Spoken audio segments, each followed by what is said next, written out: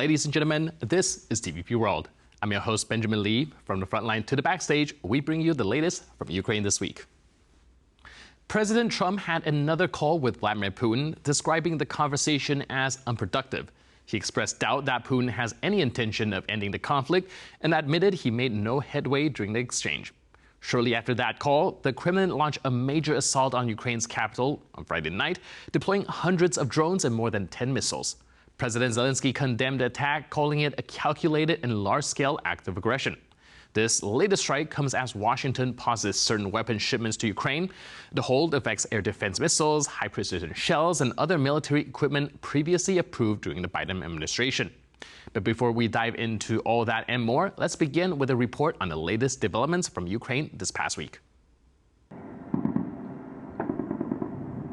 Russia launched a series of brutal attacks on Ukraine on Friday, using hundreds of drones and over 10 missiles in a single barrage, targeting the capital, Kyiv. Footage released following the attack shows the sky over Kyiv alight with incoming drones and pillars of smoke rising from the city's skyline. Local residents sought shelter underground, in the city's subway and basements. At least 20 people were reported injured as a result of the attack.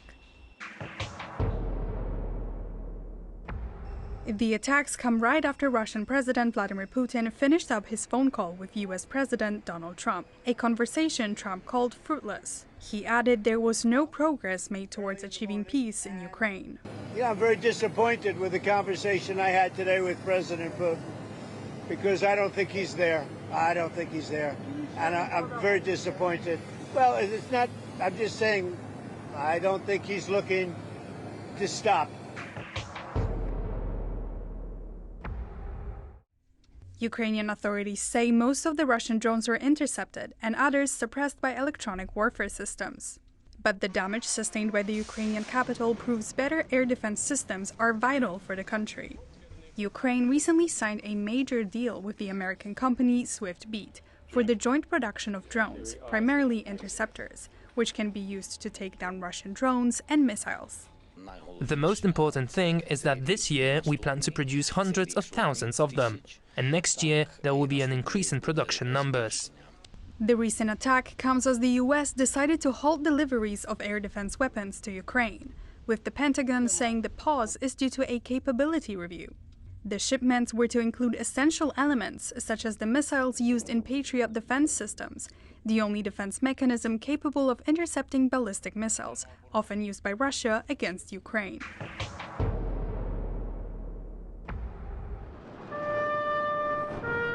Firewall tributes honoring the experienced F-16 fighter jet pilot Maxim Ustimenko were held in downtown Kyiv on Thursday.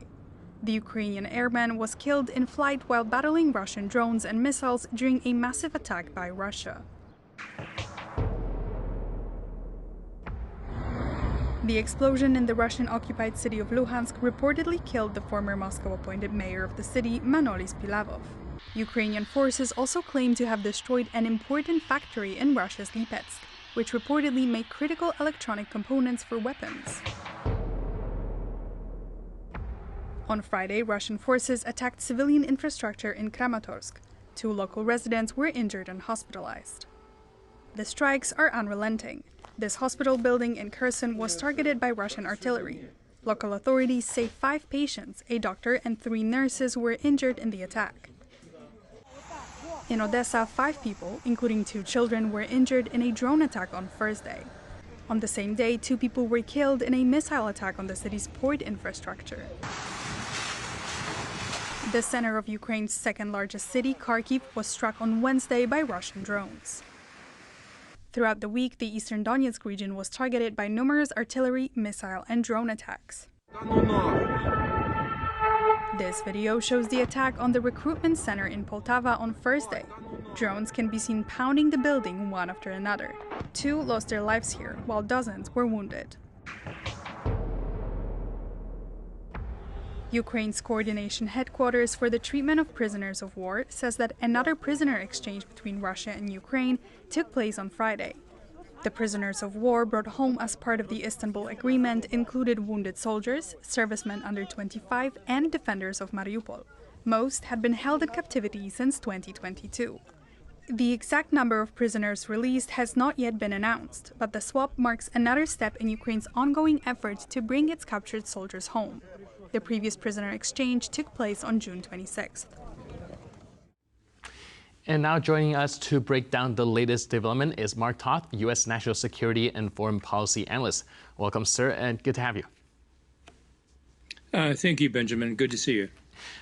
So I want to kick things off with the Trump-Putin call, because just hours after that, we saw some of the largest aerial assault on the Ukrainian capital. Now, a lot of analysts are trying to kind of put two and two together and perhaps draw some cause and effect. Do you think that there's any relation between the two happening? Benjamin, it's more than a great question, because I think there is some cause and effect here. It's not the conspiratorial one that many are suggesting, not a case where Trump is colluding in effect with Putin. I know that's popular to say. But what it is I think, is that President Trump is failing to get the messaging that comes after these discussions from Putin, because like clockwork, every time Putin and Trump have a call, you have Putin and basically having Russia launch these attacks against Ukrainian targets, and the bulk of them are civilian targets. So what's missing here, in terms of that linkage, is Trump getting it, that Putin is sending him a message, and it's not a very pleasant one. It's basically one saying, look, I'm not going to listen to you. Now, here's an exclamation mark, because every time we talk, I take offense to that. And so I, being Putin, feel like I can go out and target and kill more Ukrainian civilians. So there is disturbing linkage here. It's just not the conspiratorial one. It's a messaging one. Right. And shortly after, Trump also called the Ukrainian president as well, in which Zelensky actually expressed quite some optimism in his social media post very briefly after. Do you think that there's any kind of positive developments when it comes to that, especially seeing that there's a recent halt in a weapon transfer from Washington to Ukraine? Ben, I hope so. It's hard to know right now exactly what Zelensky's trying to say publicly, because he learned, unfortunately, in the White House that he can't contradict the president openly. So it seems to me that he's adjusted in his messaging himself, and that anything that he has in terms of discussions with Putin, with Trump, be it at the NATO conference, et cetera, he characterizes as positive. I do hope that conversation, though, was one that was frank, because if the embassy reporting is true, and Pete Hesketh, the U.S. Defense Secretary, did indeed pause these key munitions, things like HIMARS, Patriot missiles, Stinger missiles, all these things are desperately needed by Ukraine to defend its skies, then that's disturbing. And that pause has got to go away. I get it. There's some tension within the Trump administration. I just wrote about that with my writing partner, Colonel John Sweet in the Hill this week, where Elbridge Colby, a policy undersecretary in the Defense Department, is basically saying, let's hold some of this back to be able to deter and defend against any Chinese aggression that may come in the Indo-Pacific or against Taiwan in particular. But that's a fight that's a year or two in the making. It's not one that's now. And so I do hope that this call between Trump and Zelensky got this back on track, that these munitions have to flow and these operational pauses have to stop. And now, Politico reports that the decision to cut weapon transfer to Ukraine, be it by Hexet, be it by Colby, was actually done back in June, effective in early July, before Zelensky met Trump at the NATO summit. Do you think that also signals some sort of disconnect within the Trump administration itself when it comes to what they really want to do with Ukraine? Ben, I've heard different reporting on that. Some of it is exactly what you just characterized it at, that this was something that was decided before. Some are characterizing it as a pause, that it was only made for review purposes and trying to downplay it. Others, are interpreting it as something more severe, that it was, an abrupt pause. So regardless of what it is, though, the effect on the battlefield is almost immediate, and we're seeing that. I mean, just on July 4th alone, the attacks that Putin launched in the aftermath of his call with Trump were devastating. The whole skyline of Kiev is on fire. 6 districts were hit. 4 of those, at least, were just civilian areas with no business, no reason, no basis in international law for being attacked, and yet they were ablaze. And it's not yet clear what kind of casualties we're looking at, but notably too, Kryvyi Rih, if people remember back in April, that was the hometown of Zelensky that was hit by Putin as well in one of these reprisal attacks, where 18 people died, 9 of them children, was hit again as well on July 4th. So, to answer your question simply, I think, yes, there's a big divide within the U.S. administration. But I think what's important now is to move beyond that and make sure that Washington, D.C., Capitol Hill especially, understands there's a real cost to this divide, and it's immediate, and it's sadly being borne by Ukrainian civilians more than anyone else. And one of the reasons that Washington paused these weapon delivery, they cite, is for domestic stockpiling. Do you think that is a reasonable rationale, or do you think there's probably more behind that decision? No, I think that was the cover story, Ben. And so it's good of you to ask that question. People that I value, people like Jennifer Griffin at Fox News, who's their Pentagon correspondent, her digging in others, NBC found similar, is that this is not a case of a shortage. And the types of fights that we're looking at in terms of potentially in Taiwan versus Ukraine are really two different kinds of fights. They're going to require different weapon suites, different munitions, et cetera. There's some crossover, obviously, in terms of defensive missiles, Patriots, et cetera, to intercept things. But you're talking about, as you know, Taiwan is an island surrounded by water. It's not like you would have attritional battlefields like what you see in Ukraine. It's not like there's cities would necessarily be the front lines of the battle. I think China is a far more competent military who can fight a military fight as opposed to a civilian one. And so I think it's different. Is there a need to watch those stockpiles? Yes. But in terms of what the immediate needs are, no, I don't think there's a shortage. I think that was just a cover excuse not to send it, as this tension, as you just referred to a few seconds ago, between different camps in the Trump administration kind of fight this out, whether they should aid Ukraine to the hilt or whether they should reserve some for a future fight with China over Taiwan. Right. And earlier you mentioned there's a more conspiratorial narrative when it comes to drawing a linkage between the strike on Ukraine and the Trump phone call. Can you also help us kind of unpack that a little bit? And do you believe that there is any kind of prerequisite for, be it additional communication with Putin coming at the cost of, diminishing U.S. military support to Ukraine?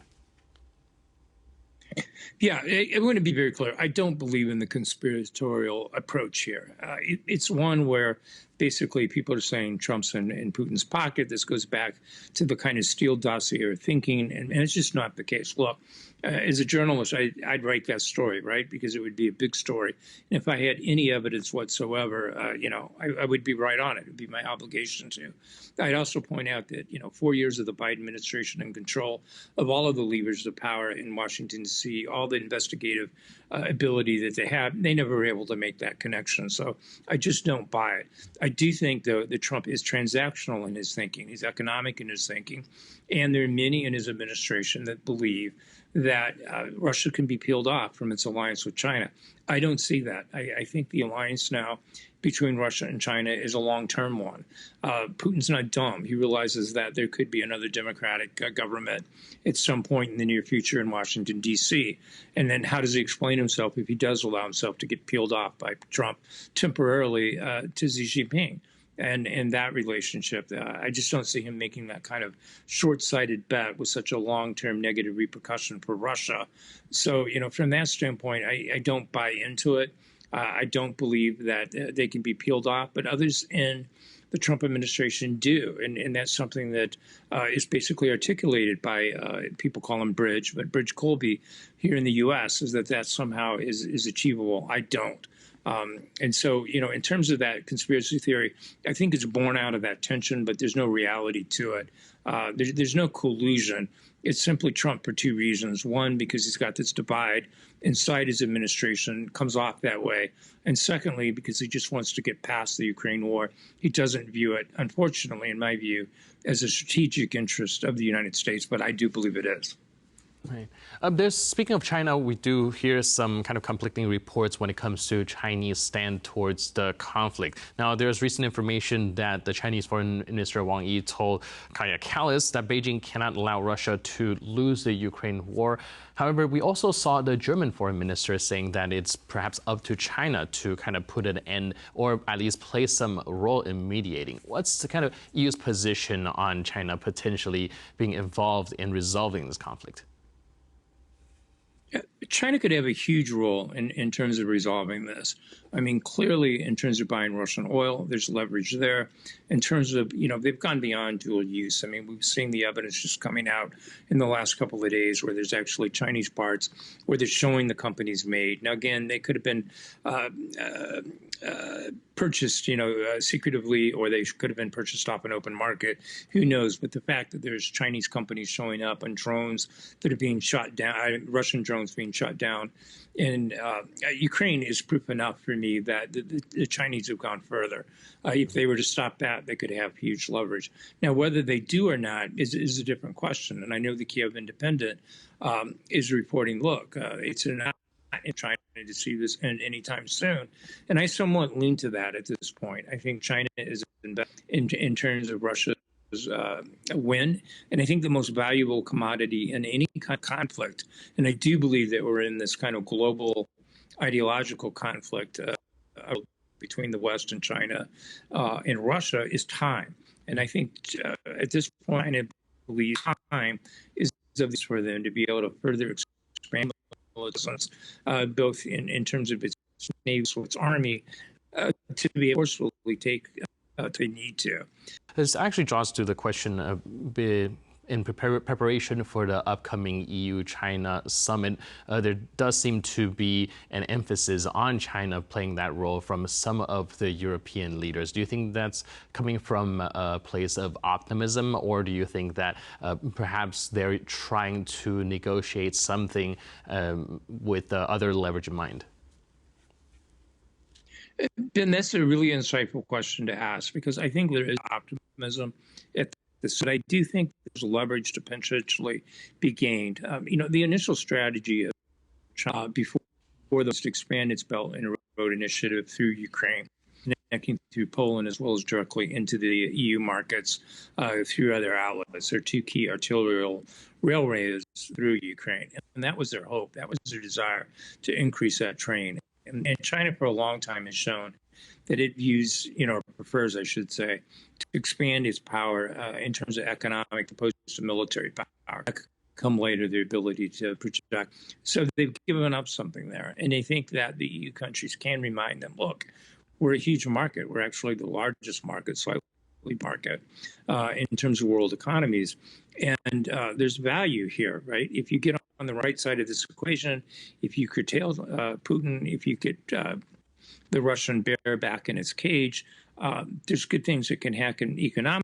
And, if you're from a European continental standpoint, looking at this, from circles, that up, right?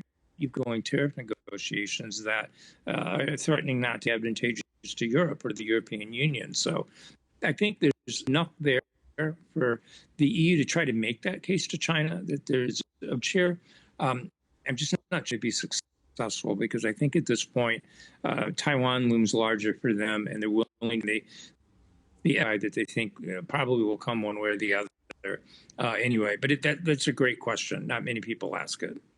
Right, because I've heard people saying that perhaps for the U.S.'s interest, it's also very imperative that we don't see kind of Ukraine taken by Russia, seeing that even if they do want to focus on the Asian side of things, perhaps the best deterrent is to showcase that the West has the resolve and the stamina to hold these invaders back.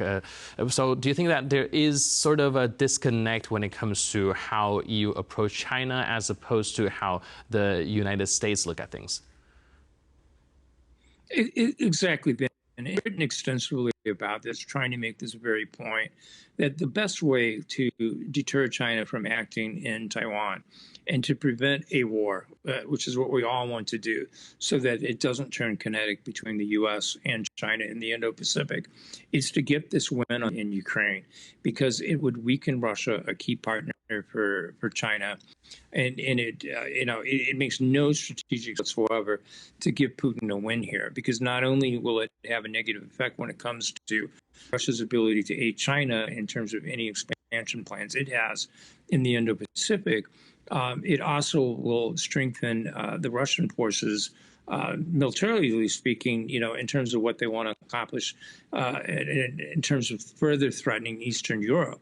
And you're seeing your country and others react to that.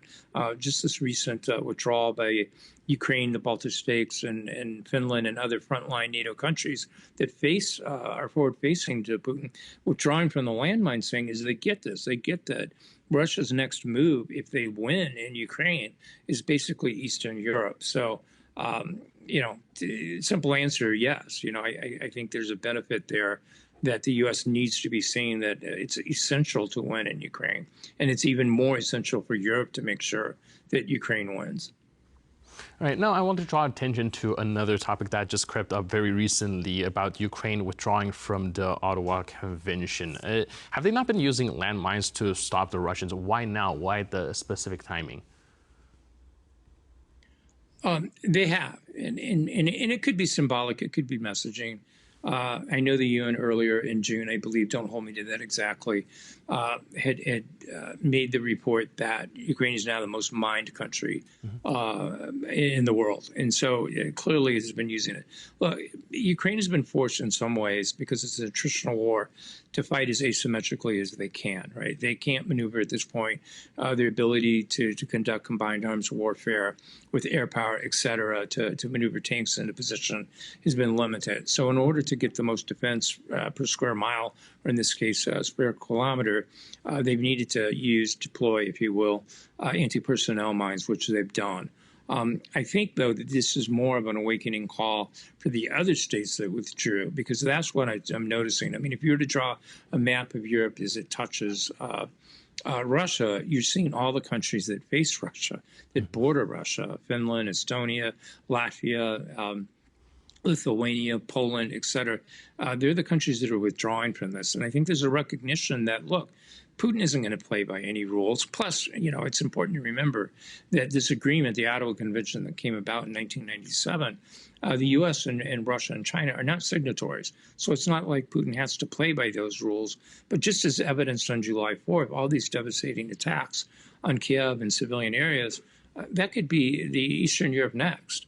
And so I think they have no choice but to use landmines as one means of many to defend any kind of Russian invasion in the future. Europe believes that could be 5 to 10 years out. So I think there's messaging here to Putin that, look, we get your long-term intentions and we're not going to stand idly by. That's a good approach to take. Right, and speaking of messaging, of course, we also see Finland, Poland, the Baltic states, like you mentioned, also withdrawing from the treaty as well. Do you think it has more to do with preparation for something eventually to come, or is it more on the messaging and more on the deterrence side of things? I think it's messaging, but I think it's also real deterrence. I mean, look, Poland, before anyone else, I keep inadvertently calling it the Eastern Shield, but it's the East Shield. The 1.25 billion or so initiative that you have undertaken to protect your borders against an invasion coming from Belarus or from Russia, that's a good thing. And anti-personnel mines are just one layer of defense there in terms of ditches and dragon teeth and so forth, and as well as air defense, et cetera. But, so the messaging is there that, look, we're not going to stand idly by. We're committed to defending ourselves. But I think it's very real. I think Europe is saying to itself, this is real, okay? We can't ignore Putin expanding this footprint as he's doing in along Finland. He's increasing that in a post-war Ukraine to be able to put more military forces along the Finnish border. So this threat is real. And if you're Europe, you need to be on the right side of that curve. And obviously, if you're NATO, you need to be jointly on the right side of that curve as well. So I think there's messaging here, but I think there's also a practicality to this that is needed, and it's needed quickly, because Russia's not going to play fair. And they're not going to play, if they do invade at some point in time, they're not going to hold back. And so you need to be doing everything now to prevent that from happening, because we've seen, we just need to revisit the footage that we've seen of Kiev just in the last couple of days. That's how Russia fights. And it's the civilians that are going to be on the front lines if we don't take care to have defensive measures now, both in terms of the borders, but also in terms of European cities. All right, thank you so much for all your input and insight and breaking all of that down for us. Really appreciate it. And thanks for being with us on Ukraine This Week. Always a pleasure, Benjamin. Thank you. Cheers. And thank you for tuning into this edition of Ukraine This Week. But for more news, update, and commentary, please stay tuned to TVP World.